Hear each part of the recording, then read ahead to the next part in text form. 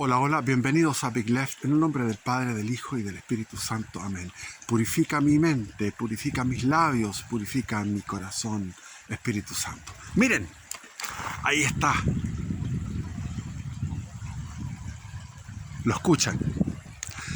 Allá está el río. Acabo de bañarme y nadar. ¿Cuál es el mérito de meterse cuando hace calor? Ningún mérito, todo el mundo lo hace. Hay que meterse en el invierno, en pleno invierno. Ahora no es invierno, pero ha llovido. Y en invierno me meto. Y lo que más, o sea, le tengo respeto al río, ¿ah? Le tengo miedo al río, porque el río, no tengo práctica con el río, pero sí tengo mucha práctica con el mar. Me he metido en el mar de noche, me he metido con tormentas. En la playa Coluna estaba haciendo tenía una carpa haciendo camping ahí donde desaguan esas dos lagunas preciosas de distintos colores que hay ahí, y en la noche me tiraba a las olas. Construí una casa en Pichiquillaipe, cerca de Puerto Montt, yendo hacia Caleta Las Arenas, y ahí había una marea que eran no sé si 3 kilómetros, por lo menos 1 kilómetro ya, no seamos exagerados, pero sí 1 kilómetro entre la alta y la baja marea. O sea, todo el día había un paisaje móvil. Aquí este paisaje es más estático, pero el paisaje que tenía ahí era móvil, en el sentido de que todo el día subía la marea y bajaba la marea, y cuando bajaba la marea hasta el fondo, se descubría un estero de aguas esmeralda que iba serpenteando por entre medio de una playa, esos Pichiquillaipe. Al frente está Quillaipe, Pichiquillaipe, y ahí estaba mi casa, la pueden ir a ver, donde yo podía en algunos momentos desde el living tirar el anzuelo. Y entonces uno escuchaba el murmullo en la noche de ese mar que iba copando, iba con este mismo murmullo que hay aquí, iba copando el territorio hasta llegar hasta el fondo. Y de nuevo, y eso era una maravilla, y me tiraba de noche. Una vez me tiré y se armó una tormenta, soplaron vientos, después salió en las noticias 100 kilómetros por hora, y fui a parar al frente, a la playa del frente, muy asustado. He tenido conductas temerarias en el mar. Es que para mí el mayor placer que hay es meterse a nadar mar adentro, sobre todo el mar chileno. Cuando estuve nadando en el mar Mediterráneo no me gustó, porque el mar Mediterráneo es muy tibio. ¿Para qué decir el mar de Miami? Tibio. No, en el mar Caribe, no me gusta eso, me gusta el mar frío, congelado. Y por reloj, a los 55 años por reloj, me metía al mar y eran 40 minutos que yo disfrutaba, y salía finalmente después de 40 minutos de estar nadando y disfrutando del mar. Y no le tengo miedo al mar, no sé por qué no le tengo miedo al mar. He tenido conductas, cuando era pescador artesanal, me iba a unos roqueríos, tiraba un ancla, y yo ahora me acuerdo, digo, era un loco, ¿cómo se me ocurría hacer eso?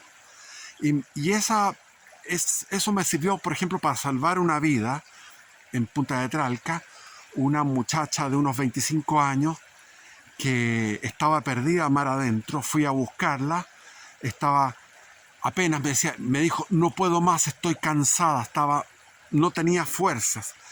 La tomé del brazo y fui nadando con ella, y ella de repente se sumergía, tragaba agua, le decía, mantente tranquila, y la fui llevando. Después otro hombre vio que yo estaba en esa situación, nadó hacia mí y él tomó el otro brazo de ella, y fuimos los dos nadando, cada uno tomando un brazo de ella, y finalmente llegué a la rompiente de ola, y no tuve energías para poder salir de la rompiente, y me quedé botado en la rompiente de ola después del esfuerzo extenuante de haber salvado una vida. Bueno, no es el tema. Lo que pasa es que me acabo de bañar en el río, entonces me pongo en esta onda. Miren, en el video hay cosas que quedan en el tintero. Yo lo que digo con respecto a Boric y Y lo que alabo a la izquierda es la unión que tienen, que los trapitos sucios los limpian en casa, que ellos, Boric es fiel a su electorado, es fiel a su electorado, y el electorado es fiel a él, porque en las encuestas se mantiene en un 30%, puede bajar a un 27% y después sube a un 32%. Eso demuestra que la gente de izquierda es muy fiel. ¿Por qué? Porque creen en una religión, ellos son fanáticos, como los musulmanes, son fanáticos de una religión. Y después tenemos todos los otros que, toda la otra, la derecha traiciona y ha traicionado permanentemente a su electorado. Piñera sacó 54%, si hubiera sido fiel a ese 54%, lo que quería ese 54%. ¿Qué hizo? No cerró la frontera, siguió llegando a la inmigración, subió impuestos, siguió castigando y acusando a los héroes del 73, a los tenientes que reprimieron a los movimientos terroristas de aquella época, etcétera. O sea, no hizo ninguna política, en la política de género y todo eso, siguió las directrices y le llamaba a Justin Trudeau para decir que estaba haciendo las cosas tan bien. Ese era Piñera, o sea, un traidor a su electorado. En cambio, esta gente se afirma en su electorado y son fieles a ellos porque esa es la base desde donde van a crecer. Y en la derecha no existe ese criterio, sino que todo el tiempo tirándose hacia el centro. Ahora Kast salió de la madriguera en que estaba escondido y dijo que la Bachelet era lo peor. Pero si eso no cuesta nada, si la Bachelet sabemos que es lo peor de lo peor. Pero ¿por qué no habla con respecto a Piñera? No, se queda callado, porque es igual que él. Él es igual que Piñera. Son traidores. Entonces, ¿por qué son traidores? Porque existen dos fes. La fe de los marxistas-leninistas, que es el 30%, que son 5 millones de personas, no es poco, que creen en esa cosa que es el marxismo, el comunismo, porque son todos comunistas. Perdónenme, Frente Amplio, todos son todos comunistas. Entonces, ese es un grupo. Y el otro grupo son los que creen en la democracia, la república, y se ponen partido republicano, Renovación Nacional, Unión de Demócratas Independientes, o Evolución Política, Evópolis. Todos esos partidos creen profundamente, todo su corazón está en que aman la democracia. Y los militares también aman la democracia. En Brasil ahora salieron unos militares mostrando su pecho orgulloso, su ser, diciendo: no, Bolsonaro nos pidió hacer un golpe de Estado y nosotros somos tan democráticos. Y en la televisión, en todas partes, democracia, democracia, democracia. Y esa es la otra fe, la fe de la democracia. ¿De dónde viene la democracia? De los masones. Por eso que hay el demonio tiene tres cabezas. Las 3 M's. Primera M, la masonería. Segunda M, el marxismo. Y esto es en términos 1717, primera M, la masonería. Después viene segunda M, 1917, el marxismo triunfante, bolchevismo, etc.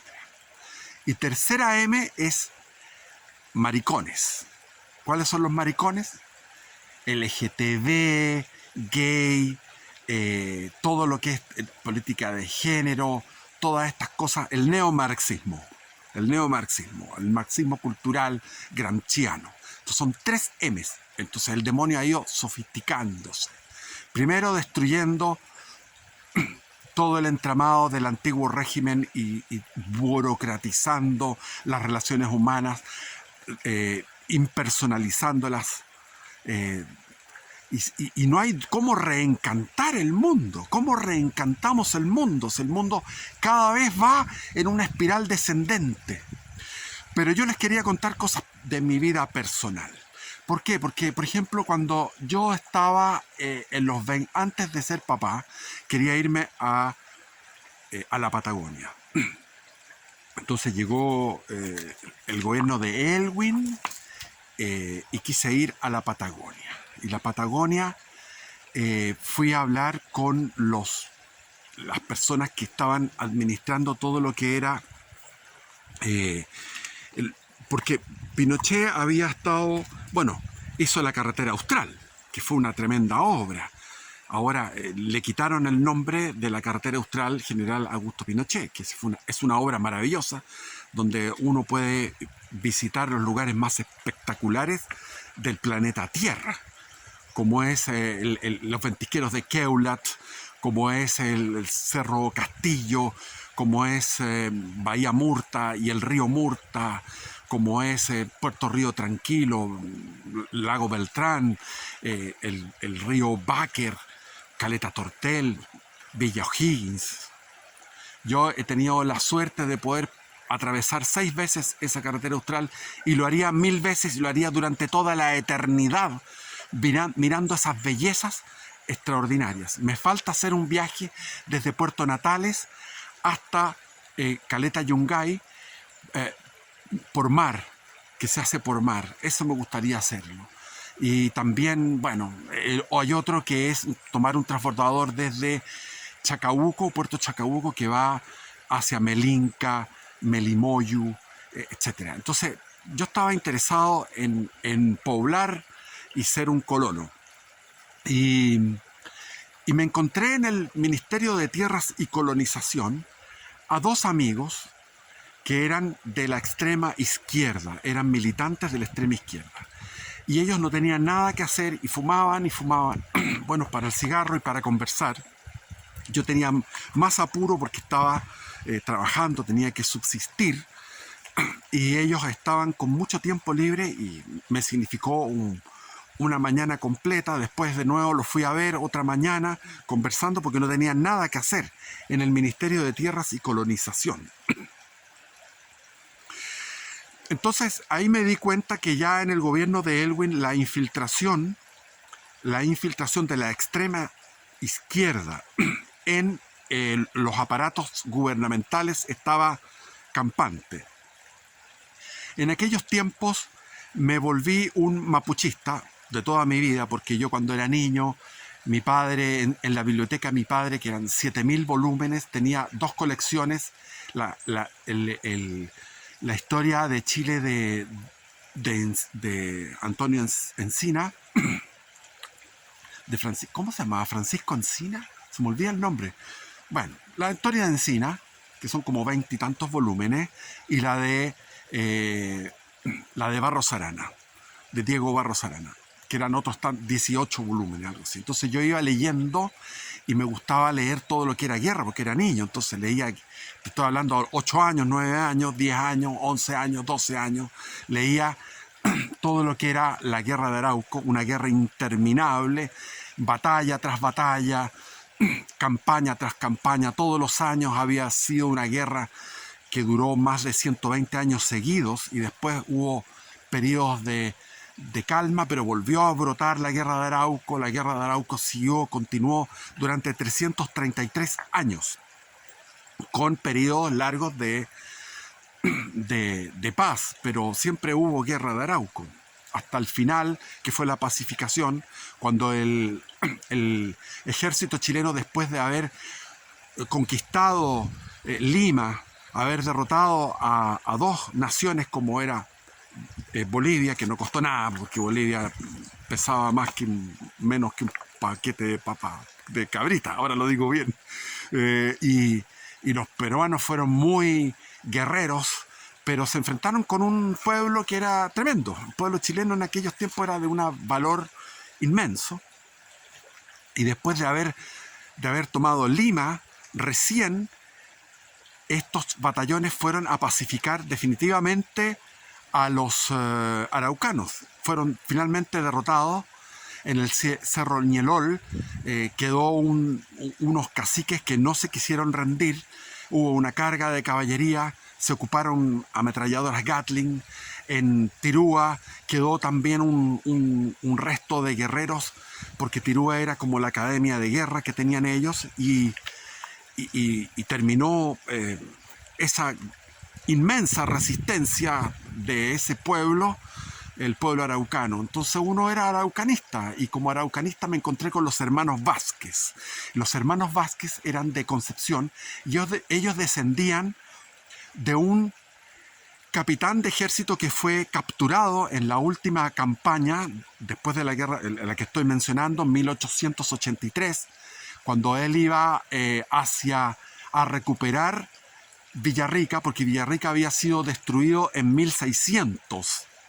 Y de 1600 al 1700 al 1800, o sea, llevaba 3 siglos, una población que fue fundada, una ciudad que fue fundada por Pedro Valdivia, y que sufrió un sitio que no recuerdo cuánto era, como 2 años, algo así, no me acuerdo exactamente, pero fue un sitio, estuvieron sitiados los españoles ahí durante la gran insurrección que se produjo después del desastre de Curalaba en 1598. Y ahí de 1598 a 1600, en esos 2 años, se destruyeron todas las ciudades. Se destruyó Nueva Imperial, Valdivia, incluso Osorno. También hubo una batalla ahí en el río Rahue. Los españoles en una balsa en el río Rahue, defendiéndose de multitudes de indígenas. Entonces, él iba en esa campaña y fue capturado, y él se casó con India, y este señor Vázquez, capitán, y aprendió lo que eran las artes marciales araucanas, y se llamaba el Colle Yaujín. Entonces yo dije, esto se pasó, me hice amigo de ellos, de los hermanos Vázquez, que hacían ellos mismos una canoa con un tronco ahuecado, buscaban las masas, o sea, las macanas que usaban los mapuche o araucanos, como quieran llamarle, y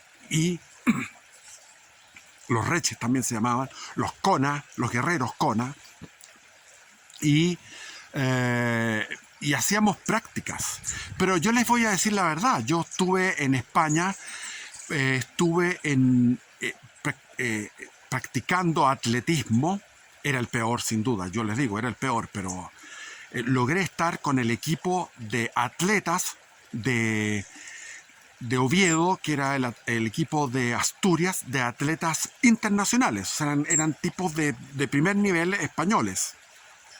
Y yo con ellos practiqué intensamente el atletismo, y después me tocó practicar con los hermanos Vázquez en Chile, y les puedo decir que los hermanos Vázquez eran superiores. O sea, el Colle Yaujín era una cosa extraordinaria. Subir a los árboles, saltar desde los árboles, imitar a la lagartija yendo hacia atrás, imitar todo tipo de movimientos de animales, y practicábamos a la intemperie, descalzos, y también lo hacíamos conseguíamos un lugar techado, que era donde era un galpón techado, y ahí practicábamos, y estos gallos mostraban esa capacidad que tenía, sobre todo el mayor, el más grande, no me acuerdo los nombres, pero tenía tan entrenado las canillas que él golpeaba un poste de fierro con la canilla, y lo golpeaba fuerte con la canilla. Ubican la canilla, con esto, ahí. Golpeaba fuerte, con una rabia así, ¡pa! Y tenía tan endurecida la canilla que remecía toda la estructura del galpón, golpeando ese fierro. Y uno se ponía boca arriba, y ellos iban saltando encima de los estómagos, de los abdómenes. Y después te tocaba a ti saltar encima de los abdómenes de ellos. Después practicábamos golpes. La transpiración era una evaporación inmensa. O sea, todos estábamos transpirados y salía un vapor. Y bueno, dejé de practicar el Koyeyauyin porque tuve una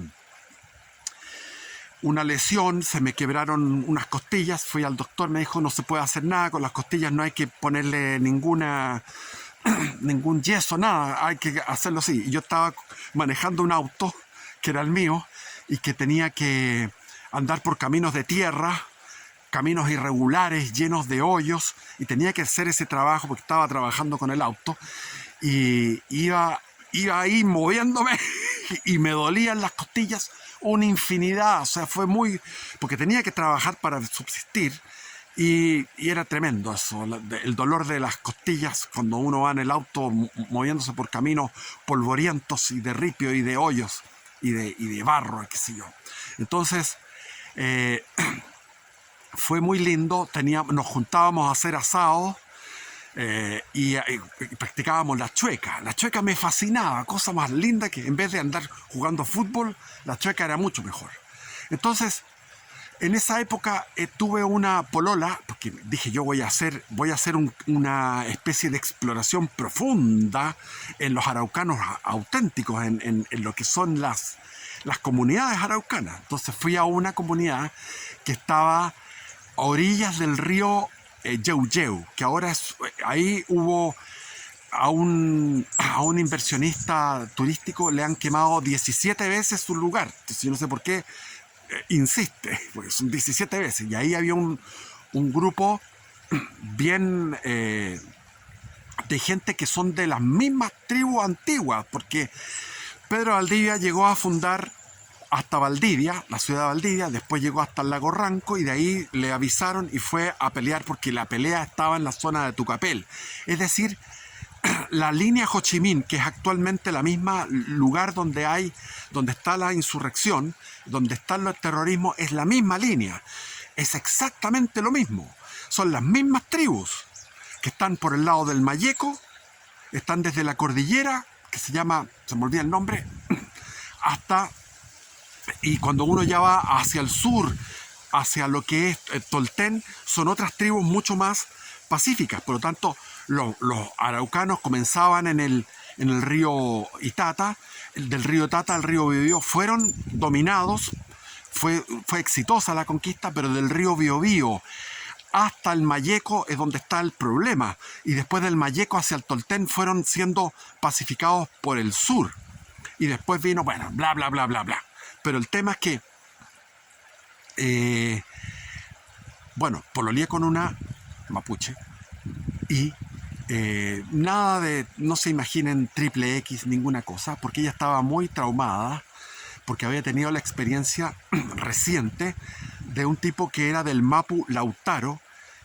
Estamos hablando del régimen, el gobierno de Elwin. Y este gallo del Mapu Lautaro había llegado a esta comunidad huyendo del accionar de la fuerza de inteligencia de Elwin. Entonces, llegó allá y junto con otros de extrema izquierda y tomaron y coparon ese lugar y empezaron a meter la ideología ultraizquierda para revivir esa guerra ancestral. Y ella estaba traumada porque el tipo la había maltratado. Era un gallo totalmente... Era un psicópata. Un psicópata y había matado a un carabinero a sangre fría en el suelo, lo tenía y le disparó y lo mató. Y sin embargo salió libre, porque Elwin dio libertad a todos estos tipos. Y yo estaba en Concepción con un amigo que se llamaba Jorge Tagle, que recibió el premio al mejor emprendedor social, que se lo dio el señor Lavín. Y este Jorge Tagle, amigo mío en aquellos tiempos, era jefe de una ONG financiada por Alemania, y él lo que hacía era lo que se llaman las dinámicas de grupo. Y de repente llegué por casualidad, yo no estaba invitado, y llegué a una dinámica de grupo donde estaban todos los ex-frentistas que habían salido de la cana, de la cárcel, y era para la reinserción social de los frentistas. Pero los frentistas llegaron al aparato estatal. Eso fue así. Tanto es así que yo después en Santiago iba caminando me acuerdo, por la calle San Antonio, en el centro de la capital, y me encontré con un antiguo o sea, no, un antiguo de ultraizquierda, gente de ultraizquierda. Entonces el tipo me reconoció y me saludó, me dijo, hola, ¿cómo estás? Y estaba eufórico hablándome. Y yo no quise decirle que yo había cambiado, que ya no era de esa idea, porque ya lo había dicho con otros y los tipos, eh, le- lo único que hacía era que me odiaran cualquier cantidad, y ese testimonio de si yo he cambiado, sencillamente te odian y te... Entonces el tipo habló y yo quise también saber de qué se trataba lo que él quería decirme. Y me dijo, tú puedes tomar lo que un bono, una pensión de gracia por toda la vida. Y en esa época era por 180.000 pesos de aquellos tiempos. Te estoy hablando más o menos cuando comenzó el gobierno de primer gobierno de Bachelet, 2005-2006. Y él me dijo, si quieres tener trabajo, puedes, te tengo yo, estamos entrando, todos nuestros compañeros, o sea, la ultra izquierda, miristas, están entrando en el Ministerio del Interior, primer gobierno de Bachelet. Yo le dije no gracias porque estaba trabajando en otra cosa, le di las gracias y él me dijo, anda al ministerio. Fui al ministerio que estaba frente a una sección que está, una oficina que está al frente de la Moneda por el lado de la Plaza de la Constitución, y ahí averigüé y efectivamente yo podía haber postulado según lo que yo había sufrido, porque sufría premios ilegítimos o tortura, digamos, en tiempos de la dictadura. Yo podría haber sido beneficiado con esos 180.000 pesos hasta el día de hoy. No lo hice. A veces uno dice, pucha, ¿qué diablo? No lo hice. Porque la plata siempre es necesaria. Y yo creo que desde el Ministerio del Interior le entregaron información al Tren de Aragua o al SEBIN, al Servicio de Inteligencia venezolano, le entregaron la información de dónde vivía el capitán, el teniente venezolano Ojeda, que fue eliminado. ¿Ah? En la historia todas la sabemos. Entonces yo creo que efectivamente cuando uno hace un trámite de refugio político, yo lo hice en dos países, lo hice en Francia, en París y después en España, uno da un montón de información para ser refugiado político. Y yo la tenía que dar. Y esa información se la tiene que haber dado el teniente Ojeda a funcionarios del Ministerio del Interior. Y quizás hasta quién más estaba en complicidad, digamos, con eso. ¿Hasta qué altura de jefaturas estaban en complicidad? Hay que recordar que el mismo presidente Boric estaba totalmente mudo porque yo creo que le gustó eso, ¿no? Él no quiso dar las condolencias porque cuesta dar condolencias o ser tan hipócrita. Después creo que las dio al final, después de mucho rato. Pero eso es así, o sea, yo creo que de ahí vino la información. Entonces, lo que les cuento es así como sucedió en aquellos tiempos, en la década del 90, como el mapuchismo, había un filósofo que se llamaba Siley Mora, me acuerdo. Y este Siley Mora, que lo seguía y leía decía, no filósofo, él estudió y le puso filosofía mapuche a su libro.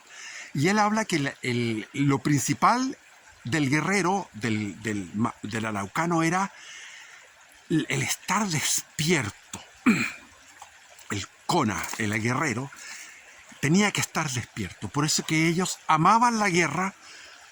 Lo que dice Nietzsche, dice, la guerra te lleva a estar en tu máximo estado de alerta. Y es cierto, una guerra te hace estar despierto en la realidad. Entonces existía una especie de idolatría, de devoción del pueblo araucano por la guerra. Por eso que peleaban entre ellos. Y si no peleaban entre ellos, se unían para pelear contra los invasores, contra los huincas.